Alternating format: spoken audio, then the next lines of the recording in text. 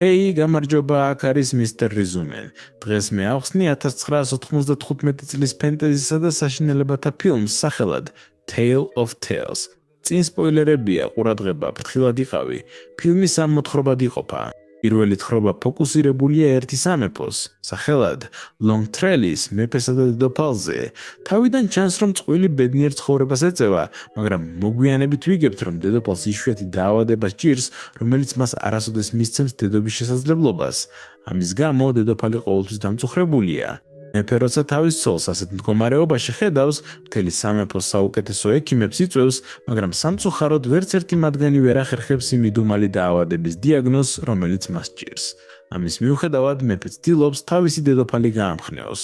ერთ დღეს ის სასახლეში ცირკის არტისტებს იწვევს. დედოფალი ამჩნევს, რომ ცირკის ერთ-ერთი არტისტი ორსულადაა. შედეგად მას შური იპყრობს და თავის ოთახში შესვლისთანავე ნივთების მტვრევა იწყება. როცა მეფე ამის შესახებ გაიგებს, ის მის ოთახს სტუმრობს და პირდება, რომ მის პრობლემას ნებისმიერ ფასად მოაგვარებს. გვიან ღამით სასახლეში უცნობი ჯადოქარი ჩამოდის, რომელიც ამტკიცებს, რომ შეუძლია დედოფლის ორსულობის პრობლემის მოგვარება. ამის გეგონებაზე მეფე მას ახსენებს, რომ წარსულში ამას ბევრი ადამიანი შეეცადა და ყველამ მარცხი განიცადა. თუმცა ჯადოქარი ჯიუტად ამტკიცებს, რომ დედოფალს შეუძლია შვილი გააჩინოს, მაგრამ ეს დამოკიდებულია იმაზე, რამდენად შორს არის მეფე მზად თავისი დედოფლისთვის წავიდეს. მეფე პასუხობს, რომ ბოლომდე მივა. ჯადოქარი ამხელს, რომ მას მრავალწლიანი გამოცდილება აქვს და ბუნების შესახებ ბევრი რამ იცის. გარდა ამისა, ის ამბობს, რომ ბუნება ყოველთვის წონასწორობაში უნდა იყოს და თუ მეფე სიცოცხლე სურს, მაშინ ერთიც უნდა შესწიროს. მისი უცნაური განცხადებების მიუხედავად, მეფეც და დედოფალიც მას სრულ მხარდაჭერას უცხადებენ. მის შემდეგ ჯადოქარი პროცესის აღწერას იწყებს. მეფემ ზღვის მონსტრი უნდა დაიჭიროს, რომლის გული დედოფლის დაავადების სამკურნალოდ იქნება გამოყენებული. შემდეგ ღარიბმა და გაუთხოვარმა ქალმა ის უნდა მოამზადოს და დედოფალმა უნდა შეჭამოს. მგვარად ჯადოქარი ირწმუნება, რომ დედოფალი დაორსულდება. ამის გაგონებაზე მეფე დაუყოვნებლივ თანხმდება ზღვის მონსტრზე ნადირობას და მზადებას იწყებს. მეორე დღეს მეფე თავის მისიას იწყებს. ის არსებას ერთ-ერთ მდინარეში პოულობს. როცა მონსტრს ძინავს, მეფე ოკეანეში შედის, რათა მას თავს დაესხას. საბოლოოდ ის მხეცის მოკლას ახერხებს, მაგრამ ბრძოლაში მძიმედ ზიანდება. მალევე ჭრილობებს ემსხვერპლება, მაგრამ მანამდე არსების გულს იღებს. შემდეგ დედოფალი სასახლეში ბრუნდება და გულს ნაჭერს აფარებს. მოგვიანებით ის აღმოაჩენს, რომ სასახლეში ერთ-ერთი მოსამსახურე გაუთხოვარი და წმინდა, ამიტომ მას გულს მომზადებას ავალებენ. საჭმლის კეთებისას ის უცნაურ შეგრძნებებს განიცდის და უცებ ორსულდება. მალე დედოფალი გულს ჭამს და საბოლოოდ ისიც ორსულდება. შემდეგ სცენაში მოახლეც და დედოფალიც ერთსა და იმავე დროს აჩენენ შვილებს. ბავშვები თითქოს ერთი ასაკის არიან. დედოფლის შვილს ჰქვია ელიას, ხოლო მოახლეს შვილს ჰქვია ჯონას. ფილმი სწრაფად გადადის 16 წლით წინ და ბავშვები უკვე ზრდასრულებად არიან ქცეულები. დედოფალი შვილთან ELEAS-თან ერთად ბედნიერად ცხოვრობს, რადგან თვლის, რომ მეორე შანსი მიიღო. თუმცა ეს ბიჭები უჩვეულონი არიან, რადგან მათ თეთრით მას ზღვის ურჩხულთან კავშირზე მიუთითებს. მათ ძლიერი მეგობრობა აკავშირებთ და ძალიან ახლობლები არიან, მაგრამ დედოფალს ეს მეგობრობა სძულს. ის შვილს ეუბნება, რომ პრინც მსახურის შვილ JONAS-თან მეგობრობის უფლება არ აქვს, თუმცა ელიას მაინც განაგრძობს მასთან შეხვედრას. მოგვიანებით ჩვენ ასევე ვიგებთ, რომ ბავშვებს უნიკალური სახით წყალქვეშ სუნთქვის უნარი აქვთ. შემდეგ სცენაში დედოფალი თავის მოახლეს ემუქრება, რომ თუ ის ხელს არ შეუშლის თავის შვილს ELEAS-თან შეხვედრაში, მას და მის შვილს ქვეყნიდან გააძევებენ. თუმცა ისინი ხშირად ხვდებიან. ერთხელ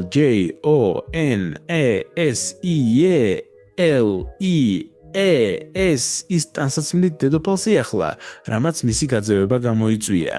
შემდეგ ჯონას თავისი დანით ხეს ჭრის და იქიდან წყალი იწყებს დინებას. ის ELEAS ეუბნება, რომ სანამ წყალი სუფთა იქნება, უნდა იცოდეს, რომ ცოცხალია და როგორც კი გაწითლდება, უნდა მიხვდეს, რომ JONAS ის სიცოცხლეს საფრთხე ემუქრება. ამის თქმის შემდეგ ის მიდის. ელიას რეგულარულად ამოწმებს წყალს, რომ ნახოს, გაწითლდა თუ არა. ერთ დღეს წყალი წითელი ხდება და ის ხვდება, რომ რაღაც რიგზე არ არის. JONAS ის საპოვნელად ის დედის გაუფრთხილებლად ტოვებს სამეფოს. ხანგრძლივი ძებნის შემდეგ ელიას ბოლოს JONAS ის სახლს მიაგნებს. ის აღმოაჩენს, რომ ჯონას ახალგაზრდა ქალზე დაქორწინდა. იქაური ხალხი მას JONAS-ად აღიქვამს. რადგან ერთნაირი სახის ნაკვთები აქვთ. შემდეგ ის იგებს, რომ ჯონას 5 დღის წინ ტყეში წავიდა და მას შემდეგ აღარ დაბრუნებულა. ელიასი იონასის საძებნელად მიდის, დედოფალი კი მასზე უფრო მეტად ნერვიულობს.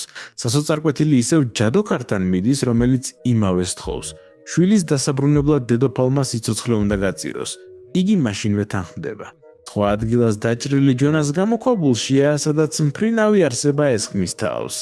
ელიას ხმას იგებს, კლავს არსებას და ჯონას გადაარჩენს. თუმცა ელიას ვერ ხვდება, რომ ეს არსება სხვა არავინაა, თუ არა საკუთარი დედა, მაგრამ სწორედ ეს იყო შეთანხმება, სიცოცხლის სანაცვლოდ. პირველი თხრობის ბოლო სცენაში ელიას სამეფოს ტახტზე ადის და ისტორია სრულდება. შემდეგ ჩვენთვის მეორე თხრობა იწყება. მეფე და ორი მოხუცი ქალი, ემა და დორა, ამ თხრობის ცენტრში არიან. მეფე უკიდურესად ვნებიანი პიროვნებაა, რომელსაც მუდმივად ქალები ახვევია გარს, ყოველთვის ბევრ სვამს და ჯერ კიდევ ვერ უპოვია თავისი დედოფალი. ამასთან მას აქვს ისეთი გავლენა და სიმდიდრე, რომ შეუძლია ვიზეც მოინდომებს იმაზე დაქორწინდეს. მოგვიანებით ჩვენ გვაცნობენ ორ ხანდაზმულ დას, რომლებიც სასახლის მახლობლად ცხოვრობენ. ერთ დორა ჰქვია, მეორეს კი ემა. დორა ჭკვიანი და ეგოისტი ქალია, მაშინ როცა ემა უბრალოა. ისინი თითქმის არასოდეს გამოდიან სახლიდან და მეტიც გათხოვილებიც არ არიან. დანამდვილებით შეიძლება ითქვას, რომ იქ მარტოები მოკვდებიან. თუმცა მათი ხმები საოცრად სასიამოვნოდ და ახალგაზრდულად ჟღერს. ერთ დილას მეფე დორას სიმღერას ისმენს და მისი ხმით გაოცებული რჩება. ამიტომ გადაწყვეტს, რომ მალე გაეცნოს. მეფე მის კართან მიდის, რომ ქალს თვალი შეავლოს.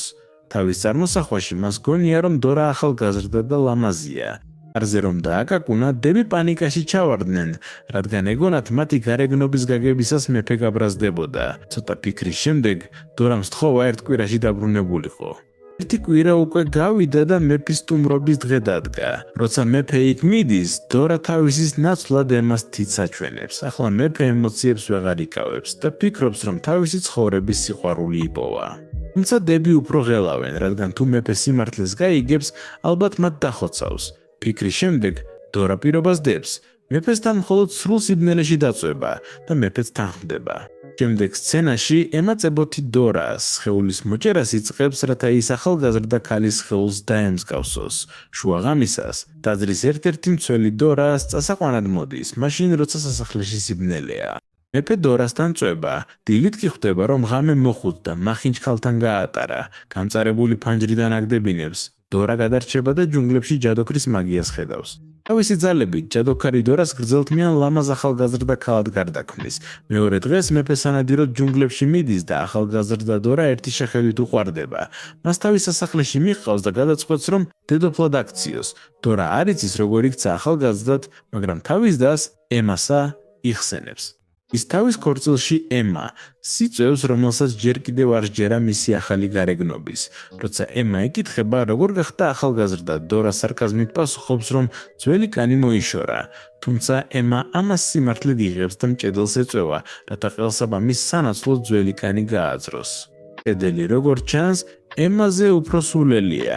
მას ჯუნგლებში მიჰყავს, ხეზე აბამს და მთელ კანს აძრობს. შემდეგ სცენაში ემა სასახლეში ძალიან სუსტ მდგომარეობაში ბრუნდება და მალე კვდება.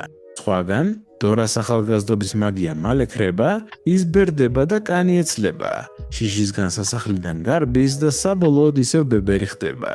შემდეგ ჩვენთვის მესამე თხრობა იწყება, რომელიც ასევე ერთ მეფეზეა. მეფე უცნაური ბუნებისაა, რადგან მისი დედოფალი დიდი ხნის წინ გარდაიცვალა. მას ჰყავს გაუთხოვარი ქალიშვილი, სახელად ვაიოლეტა, რომელიც მას არასოდეს ყვარებია ნამდვილად.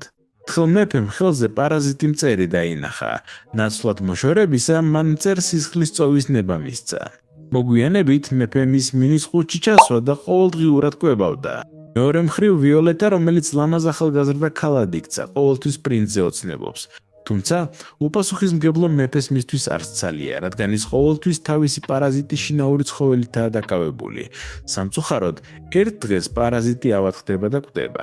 ეს მეფეს ამსხვრევს, ამიტომ ტყავს აძრობს და ქალიშვილს ეუბნება, რომ ქმრის პოვნის დროა, აცხადებს კონკურსს, ვინც მოიგებს, მასზე იქორწინებს. ამის გაგონებაზე ვაიოლეტა ხარობს, თუმცა ბრაზდება, რადგან ქმრის თავად პოვნა უნდოდა. ამის მიუხედავად ის მეფის გადაწყვეტილებას ეთანხმება. მალე კონკურსი მთელ სამეფოში ცხადდება. მეფე პარაზიტის კანს თავის სასახლეში გამოფენს და აცხადებს, რომ გაიმარჯვებს ის, ვინც მწერის სახელს გამოიცნობს. ბევრი ცდილობს, მაგრამ ვერავინ პასუხობს, რადგან ასეთი დიდი და ბებერი მწერი არ არსებობს. უცებ სასახლეში უცნაური ოგრე ჩნდება. შემდეგ ის განსხნოსავს და სწორ პასუხს ამბობს. ამის გაგონებაზე განადგურებული ვიოლეტა სახურავზე გარბის და საკუთარი სიცოცხლის დასრულებას ცდილობს. თუმცა მეფე ამშვიდებს და ეუბნება, რომ დაპირებას ვერ დაარღვევს თუ სხვა გზა არ დარჩა. ვიოლეტა საბოლოოდ თანხმდება. შემდეგ სცენაში ოგრს ვიოლეტა შორს მთებში მიჰყავს, სადაც ის რამდენიმე დღის განმავლობაში ტირის. ერთ დღეს, როცა სახლიდან გამოდის, ახლომდებარე მთაზე სხვა ქალს ხედავს, დახმარებას თხოვს და მთელ ამბავს უყვება. ის ქალით შეიცოდებს და პირდება, რომ მის დასახმარებლად მოვა. მეორე დღეს ქალი თავის ოჯახთან ერთად იქ მიდის, რათა ვიოლეტა გადაარჩინოს. გადაყვანის დროს ოგრი მოდის, მაგრამ ისინი თოქს წარმატებით ჭრიან და ის ვარდება. გარკვეული დროის შემდეგ ოგრი ოჯახს პოულობს და მათ ერთის შემდეგ ერთს კლავს. მის შემდეგ ის ვიოლეტას გამოქვაბულამდე მისდევს და მის ჩახუტებას იწყებს.